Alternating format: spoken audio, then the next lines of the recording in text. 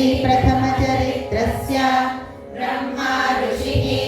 गायत्री छन्दः,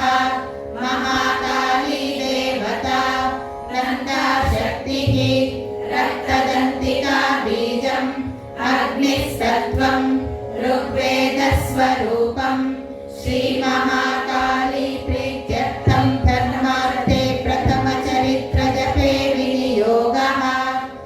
खड्गं चक्रगदेषु चापपरिधां शूलं भुशुण्डीं शिरः,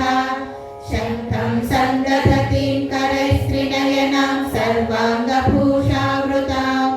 नीलाश्मद्युतिमास्य पाददशकां सेवे महाकालिकां, यामस्तौ स्वपिते हरौ कमलजो हन्तुं मधुं कैटभम्। ॐ नमश्चण्डिकायै। ऐं मार्कण्डेय उवाच सावर्णिः सूर्यतनयो यो मनुः कथ्यते शमः, निशामय तदुत्पत्तिं विस्तराद्गतो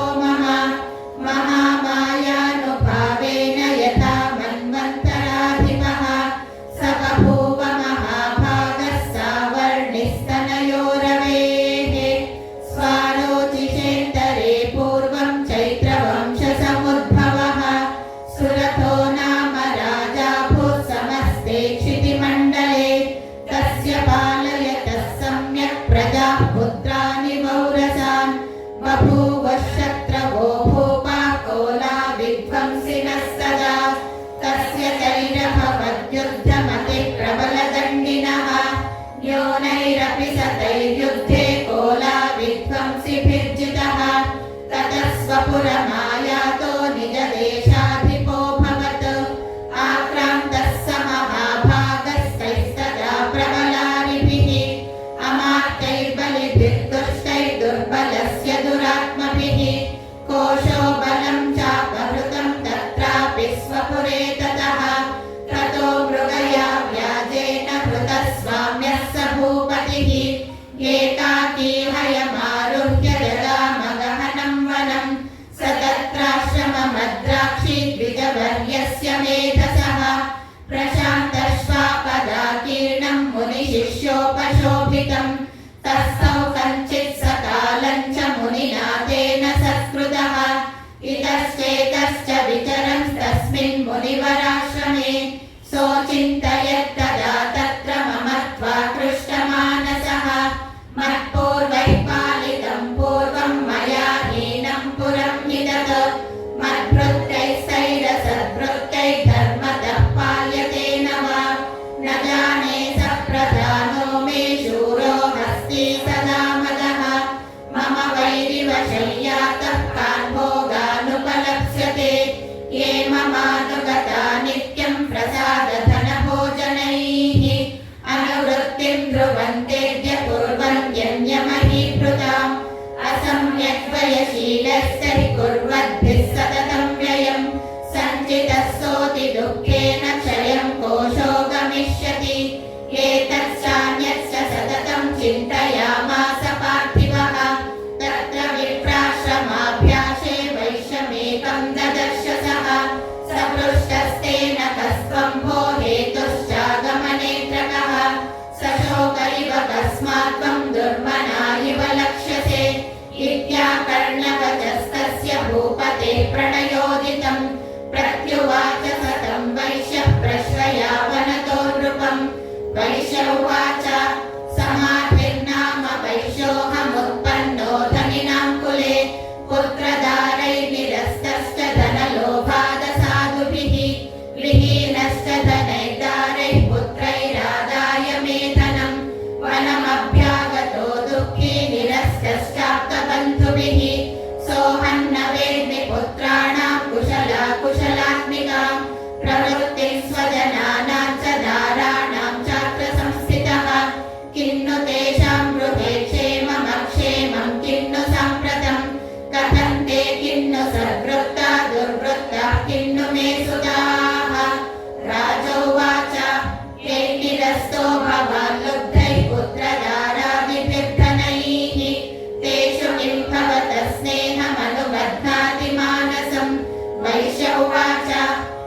एवमेतद्यथा प्राह भवानस्मद्गतं वचः किं करोमि न बध्नाति मम निष्ठुरतां मनः सन्त्यज्य पितृस्नेहं धनलुब्धैर्निराकृतः पतिस्वजनहार्दं च हार्दितेष्वेव मे मनः किमेतन्नाभिजानामि जानन्नपि महामते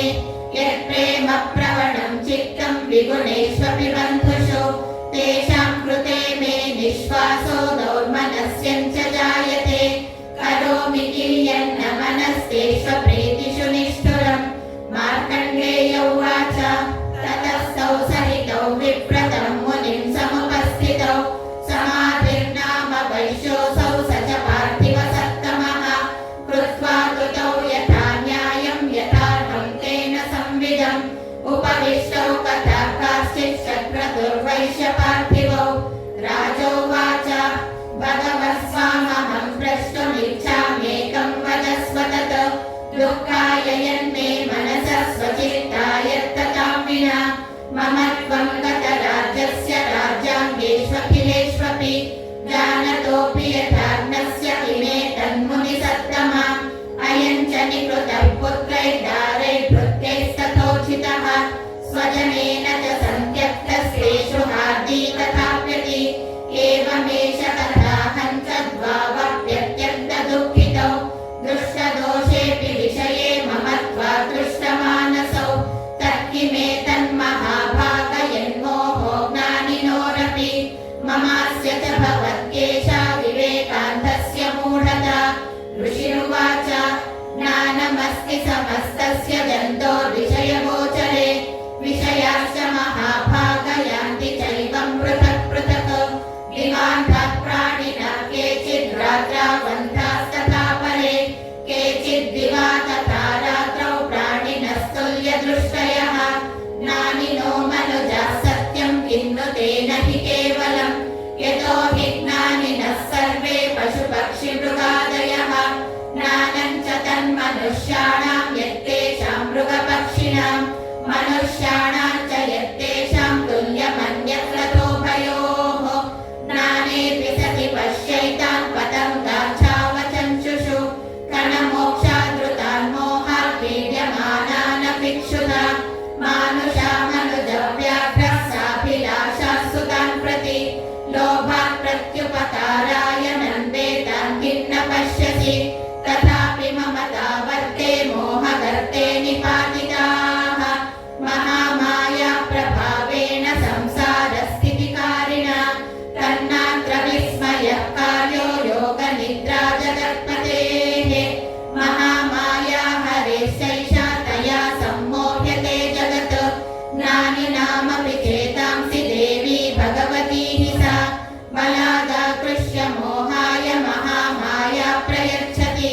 तया विसृज्यते विश्वं जगदेतच्चराचरं सैषा प्रसन्ना वरदा नृणां भवति मुक्तये सा विद्या परमा मुक्तेर्हेतुभूता सनातनी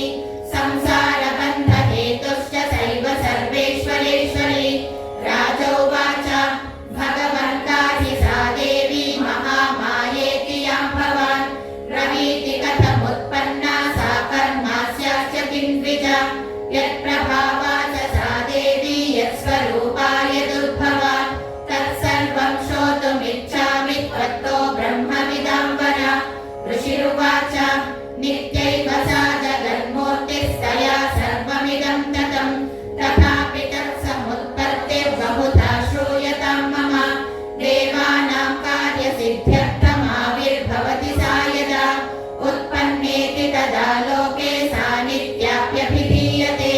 योगनिद्रां यदा विष्णुर्जगत्येकार्णवीकृते आस्तीर्यशेषमभजत् कल्पान्ते भगवान् प्रभुः तदा द्वावसुरौ घोरौ विख्यातौ मधुकैटभौ विष्णुकर्णमलोद्भूतौ हन्तुं ब्रह्माणमुद्यतौ सनाभिकमले विष्णु स्थितो ब्रह्मा प्रजापतिः दृष्ट्वा तावसुरौ चौग्रौ प्रसुप्तं च जनार्दनं तुष्टावयोगनिद्रां तामेकाग्रहृदयस्थितः विबोधनार्थाय हरे हरिनेत्रकृतालयां विश्वेश्वरीं जगद्धा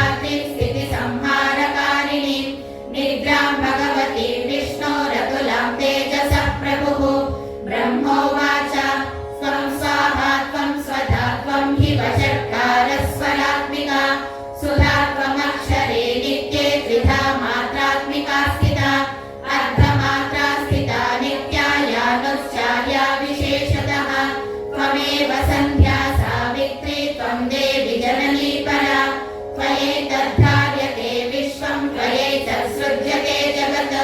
त्वयैतत्पाल्यते देवि त्वमस्यन्ते च सर्वदा विसृष्टौ सृष्टिरूपा त्वं स्थितिरूपा च पालने तथा संहृतिरूपान्ते जगतोऽस्य जगन्मये महाविद्या महामाया महामेधा महास्मृतिः महामोहा च भवती महादेवी महेश्वरी प्रकृतिस्त्वं च सर्वस्य गुणत्रयविभाविनी कालरात्रिर्महारात्रिर्मोहरात्रिश्च दारुणा त्वं श्रीस्त्वमीश्वरी त्वं ह्रीस्त्वं बुद्धिर्बोधलक्षणा लज्जा पुष्टिस्तथा तुष्टिस्त्वं शान्तिः शान्तिरेव च खड्गिनी शूलिनी घोरा गतिनी चक्रिणी तथा शङ्खिनी चापिनी बाणभुषुण्डी परिधायुधा सौम्या सौम्यतरा शेष सौम्येभ्यस्वति सुन्दरी परा पराणां परमा त्वमेव परमेश्वरी यच्च किञ्चित् क्वचिद्वस्तु सदसद्वाखिलात्मिके तस्य सर्वस्य या शक्तिः सा त्वं किं स्तूयसे मया यया त्वया जगत्सृष्टा जगत्पात्यन्ति यो जगत् सोऽपि निद्रावशं नीतः कस्त्वं स्तोतुमिहेश्वरः विष्णुः शरीरग्रहणमहमीशान एव च कारितास्ते यतो तस्त्वं कस्तोतुं शक्तिमान् भवेत् सा त्वमित्थं प्रभावैस्वैरुदारैर्देवि संस्तुता मोहयैतौ दुराधर्षा वसुरौ मधुकैटभौ प्रबोधं च जगत्स्वामी नियतामच्युतो लघु बोधश्च प्रियतामस्य हन्तुमेतौ महासुरौ ऋषिरुवाच एवं स्तुता तदा देवी तामसी तत्र वेधसा विष्णौ प्रबोधनार्थाय निहन्तुं मधुकैटभौ नेत्रास्य नासिका बाहुहृदयेभ्यस्ततो रसः निर्गम्य दर्शने तस्थौ ब्रह्मणो व्यक्तजन्मनः उत्तस्थौ च जगन्नाथस्तया मुक्तो जनार्दनः एकार्णवेहि शयनात् ततः सददृशे च तौ मधुकैटभौ दुरात्मानावतिवीर्यपराक्रमौ क्रोधरक्षेक्षणावत्तुं ब्रह्माणं जनितोद्यमौ समुत्थाय ततस्ताभ्यां युयुधे भगवान् हरिः पञ्चवर्षसहस्राणि बाहुप्रहरणो विभुः तावप्यतिबलोन्मत्तौ महामाया विमोहितौ उक्तवन्तौ वरोस्मत्तौ म्रियतामिति केशवम् श्रीभगवान्